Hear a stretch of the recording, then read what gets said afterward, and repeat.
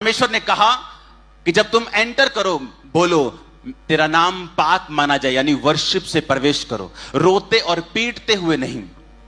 इसीलिए बाइबल कहती है कि जब नेहेम्याह राजा के सामने गया तो वचन कहता है कि नेहेम्याह का मुंह उदास था, उतरा हुआ था। और राजा ने कहा तेरा मुंह उतरा हुआ क्यों है?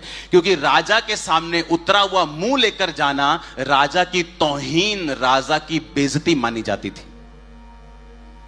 तो जब वो उतरा हुआ मुंह लेकर गया तो ये एक ऑफेंसिव काम उसने किया जिसकी सजा उसे मिल सकती थी। और आज विश्वासी जब परमेश्वर के सामने जाते हैं, कुछ तो गालियां निकालते हुए भी जाते हैं कि तेनू पता नहीं प्रभु, तेनू पता नहीं गा मैं बीमार हां, तेनू पता नहीं गा मेरा बच्चा कितना मुश्किल दे, तेनू पता नहीं गा मेरे बच्चा नहीं हो रहा, तेनू पता नहीं तू सुनता क्यों नहीं।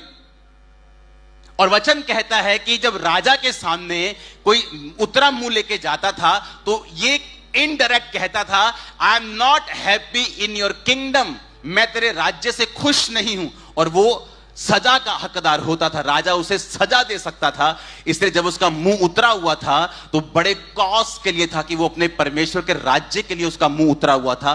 तो परमेश्वर का आत्मा उसके साथ था, उसने फास्टिंग की हुई थी तो वो बच गया।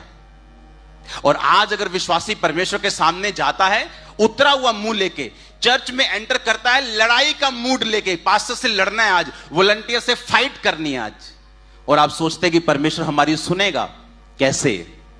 वचन कहता है वचन के बीच में से हम जब उसको पुकारेंगे वो हमारी सुनेगा, वो वचन को रद्द नहीं सकता है। इसीलिए जब यूहन्ना बपतिस्मा देने वाले ने कहा था क्या तू ही है कि मैं किसी और का इंतजार करूं, उसने ताना मारा। परमेश्वर ने कहा उसको बता लंगड़े चलते हैं, अंधे देखते हैं, पर परमेश्वर उसको छुड़ाने के लिए नहीं गए। और पौलुस और सिलास जो बंधे हुए थे, काठ में लकड़ में पैर ठोके हुए कीलों के साथ, और वर्शिप कर रहे हैं पिता तू महान है, तू सर्वशक्तिमान है, बिना कंप्लेंट के उसी रात परमेश्वर उनको छुड़ाता है, नींव हिलाकर बंदी गृह की उन्हें आजाद कर देता है। वो स्तुतियों में विराजमान है।